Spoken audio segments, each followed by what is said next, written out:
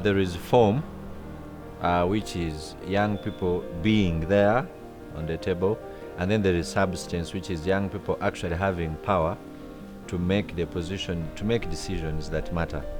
So for the first case of form, I would say yes, Uganda has one of the most progressive youth representation structures. For instance, we have a National Youth Council that has the leadership of 9 youth leaders from the village to the parish, sub-county, district, and to the national level. Uganda has some of the youngest parliaments in the region. In fact, I have friends in Tanzania who are MPs. They told me whenever they go for the East African Games for parliamentarians, they would think that Ugandans have brought Bachuba, because they would think, these are too young. The MPs from other countries are way older. So on the front of form, and then of course you have youth councillors, you have youth MPs. So in form, yes, I think there has been some progress made. In terms of substance, meaning are these young people having an impact? Does a youth deep down in Bududa, where I come from, feel represented? When they have an issue, like now there are so many girls being ferried to the Middle East, you see all sorts of wails and cries. Do they think about a youth leader, for example, or does a youth leader take the initiative to find out and try to help them? The answer is no.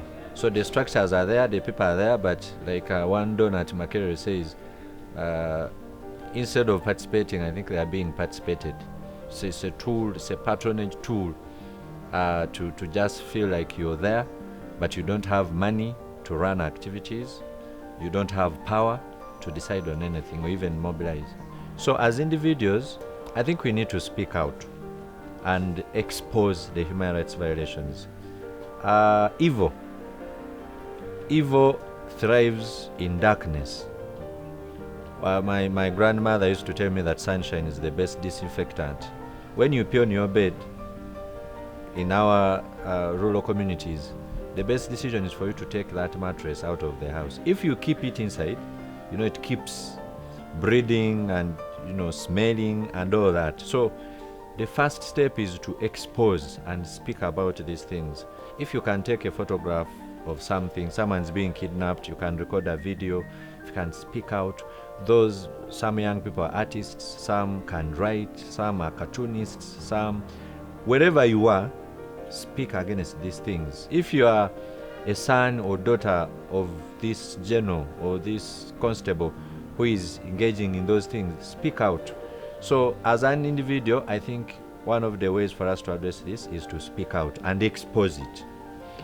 The second stage is for organization. It has always been said that power belongs to the organized. Some of these things happen because we are so divided that when they pick a young person belonging to NOP, one who is in an RM feels like, that's maybe a criminal, that's theirs, I don't care. When they pick a young person from Western Uganda, a young person in Northern Uganda feels like that's a problem of Western Uganda. So because we are segmented and different sections, it becomes very easy. And like Nehemiah said, there's that famous quote of Nehemiah that when they came, he listed a number of categories: communists, Catholics. I kept quiet because I was not a Catholic. They picked communists, kept quiet, I was not a communist. Eventually, they go to him, and he says there was nobody left to speak for him. So I think we need now to look at this as a generational issue, because keeping factors constant, we are likely to live here longer, and if the country goes to the right direction, we are likely to enjoy the benefits more than everything else. So as young people, I think first we need to get together, get organized, and realize that we have a common interest. If this country is better, it will be good for all of us and our children and all posterity. So once we are organized in groups and once we see this as a cross-cutting problem, then I think we can nip it in the bud. We live in a country that it's even hard to determine whether we have a nation. This goes back to history, the way our nations were formed, that we, after in 1894, after the Berlin Conference, where the colonial masters just cut out Africa like a cake and shared it without paying attention to culture, organization of the people. For example, I come from Bugisu sub-region. I know that 4 million of us are in Kenya. I mean people who speak the same language and of the same culture, and 2 million of us are in Uganda. I know this is the same position for many people, especially at the border. So the challenge with unity in this country is that right from the onset, the way our country was carved out, you struggle to see if there is a nation. I usually tell people, for example, before 2006, there was a war going on in northern Uganda, but all of us spoke about it like something that's in another country.